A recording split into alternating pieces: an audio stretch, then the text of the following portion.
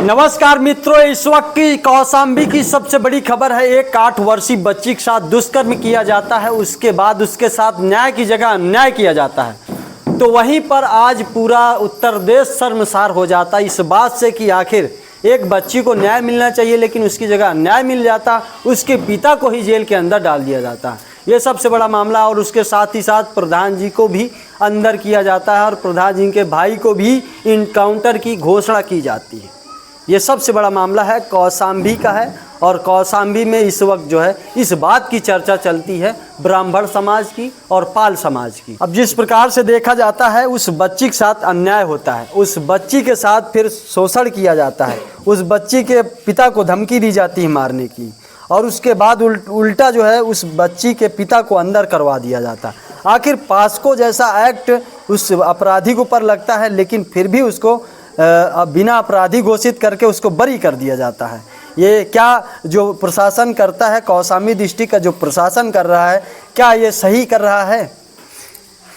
सही नहीं है। हाँ, पहली बात तो इतनी बड़ी दरिंदगी की गई 8 साल की बच्ची के साथ जो दुष्कर्म किया गया। हाँ, ये निंदनीय है। हाँ, ये गलत है। हाँ, उस व्यक्ति को तो मैं कहता हूँ जेल ही नहीं फांसी होना चाहिए। और ये वर्तमान जो सरकार है, हाँ, ये ब्राह्मणवादी सरकार है। हाँ, हमारे लोग समझ नहीं पाते, उसका समर्थन करते हैं। हाँ, ब्राह्मणवादी सरकार होने की वजह से भी साहब बताए। हाँ, कि लोकतंत्र के चारों पिलरों में ब्राह्मण का कब्जा है। हाँ, सरकार में पूरी तरह से 100% ब्राह्मण का कब्जा है। हाँ, तो ब्राह्मणवादी सरकार होने की वजह से, हाँ, और वो अपराधी ब्राह्मण है। हाँ, इसलिए उसको संरक्षण दे रहे हैं। हाँ, और उसको मुकदमे हटाकर उसको रिहा किया गया, बरी किया गया। हाँ, और निर्दोष लोगों को, हाँ, प्रधान जी को, हाँ, और उस लड़की के बाप को, हाँ, जिस तरह से, हाँ, इन लोगों ने मुकदमा लिखकर जेल में डाला है, हाँ, ये गैर संवैधानिक है। हाँ, हम इसके विरोध में, हाँ, लड़ते रहेंगे। हाँ, और हमें 3 बातें, हाँ, हैं, 3 मांगे हैं हमारी। हाँ, यदि इन 3 मांगों को सरकार जब तक नहीं मानेगी और जब तक नहीं देगी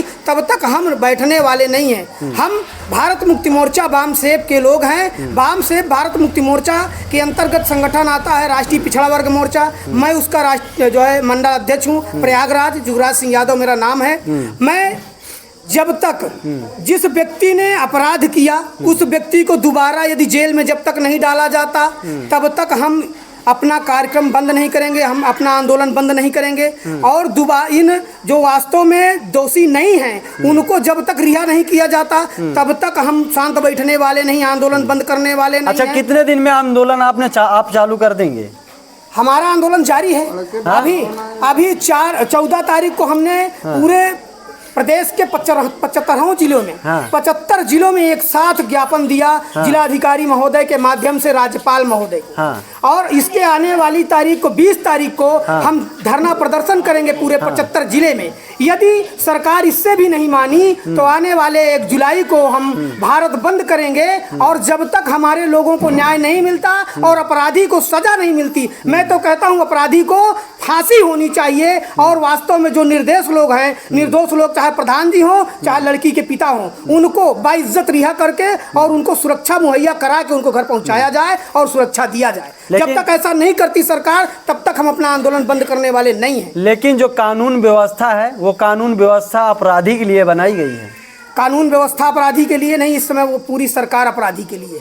क्योंकि जो गनर मिलते हैं अपराधी को मिलते हैं, जो कांस्टेबल मिलते हैं वो जो 8 वर्षीय बच्ची के साथ दुष्कर्म हुआ उसके घर पर डंडे वाली पुलिस लगाई जाती है, और जो अपराधी है उसके घर में गनर वाली पुलिस लगाई जाती है। क्या सही है ये 100% गलत है। और है गलत इसलिए कि हमारा समाज नादान है, अनजान है, नासमझ है। हमारे समाज को कतई कांग्रेस और बीजेपी का समर्थन नहीं करना चाहिए। कांग्रेस बीजेपी को और सपोर्ट करने की वजह से ये दुर्दशा है। हमारे लोगों को पता ही नहीं है कि कांग्रेस बीजेपी है क्या। कांग्रेस बीजेपी 100% ब्राह्मणों की सत्ता है, ब्राह्मणों की पार्टी है। इसलिए जब भी उनकी सत्ता आती है वो SC ST OBC और माइनॉरिटी के ऊपर अत्याचार दुराचार करते हैं। क्योंकि RSS के इशारे पर चलने वाली सरकार संविधान को नहीं मानती, वो मनुस्मृति को मानती है। और मनु के विधान में साफ लिखा है कि ब्राह्मण कोई भी गलती करे, कोई भी अपराध करे तो उसको कोई सजा नहीं है। उस समय BPC था और BPC में ब्राह्मण को कोई सजा नहीं थी। आज RSS और बीजेपी वही BPC लाना चाहती है और वही मनुस्मृति लागू करना चाहती है। हम इसके विरोध में पूरी तरह से तन मन धन से और अंतिम सांस तक लड़ाई लड़ेंगे। और हमारे लोगों को न्याय चाहिए। और जिस व्यक्ति ने, जिस ब्राह्मण ने 8 साल की बच्ची के साथ इस तरह की दरिंदगी की है, उस दरिंदे के साथ उसको दोबारा जेल भेजा जाए, फांसी की सजा हो। और वास्तव में जो हमारे समाज के लोग हैं जिनका कोई दोष नहीं है, जैसे उस लड़के का बाप, जिस ब्राह्मण लड़के ने ऐसी हरकत किया, उसका बाप यदि आत्महत्या किया, जहर खाया, तो गड़रिया जाति, पाल जाति के किसी भी व्यक्ति का कोई दोष नहीं है। मैं चैलेंज के साथ लेकिन वो लोग तो ये कह रहे हैं कि जो जहर खाने का आरोप जो लगाया गया है, वो जहर खिलाया गया है, खाया नहीं, वो खिलाया गया है। ऐसा कोई एविडेंस उनके पास है? मैं तो रहे वो लोग। हम बाम सेब के लोग हैं, बगैर एविडेंस के मानने वाले लोग नहीं हैं। हम पहले प्रमाण रख लेते हैं तब बोलते हैं, और दुश्मन भी प्रमाण लेकर हमारे पास आए तब मानेंगे। इसके पहले हम मानने वाले नहीं हैं। और जहां वो जहर खाया है वहां पाल जाति का कोई व्यक्ति था ही नहीं। लेकिन उनके पेट में तो पूरा लिखा हुआ था, जिन लोगों ने खिलाने में शामिल रहे उनके नाम भी लिखाए गए वहाँ पर।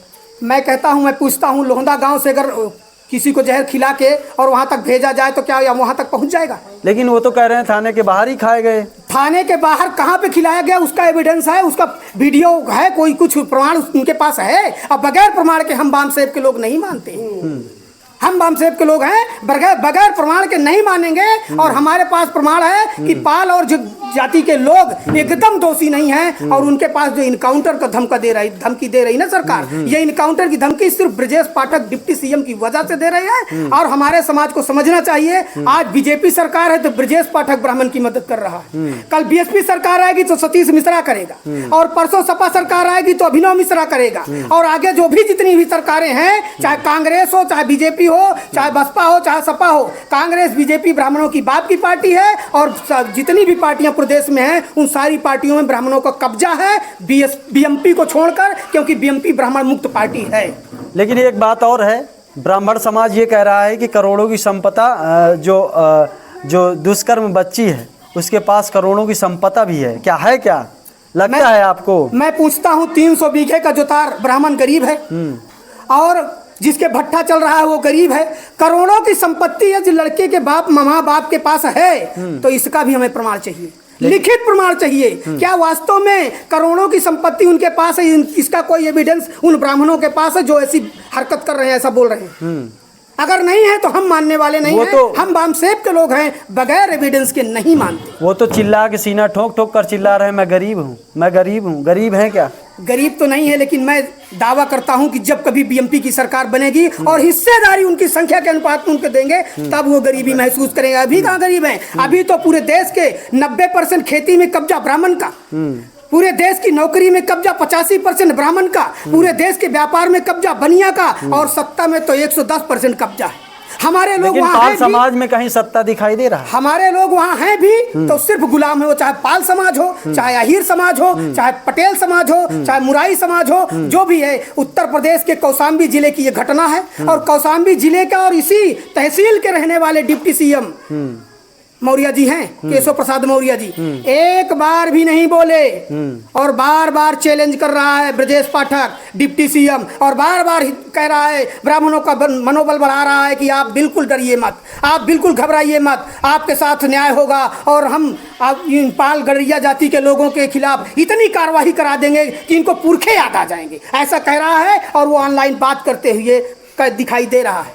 वीडियो हमने देखा, वीडियो वायरल हुआ है। और अगर प्रमाण चाहिए तो हमने भी कहा ना कि हम बाम सेब के लोग हैं, हम प्रमाण लेकर बोलते हैं, बगैर प्रमाण के बोलने वाले नहीं हैं।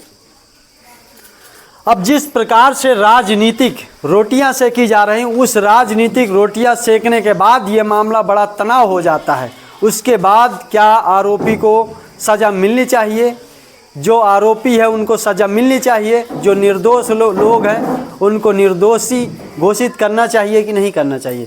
लेकिन फिर भी अभी तक जो है, जिस प्रकार से राजनीतिक रोटियां अभी तक भी सेकी जा रही और ब्राह्मण समाज का सपोर्ट भी किया जा रहा है, ये सबसे बड़ी बात है। और ये कौशाम्बी डिस्ट्रिक्ट की खबर है। यहीं से वीडियो को एंड करते हैं, फिर मिलते हैं नेक्स्ट वीडियो में। तब तक लिए जय हिंद, जय भारत।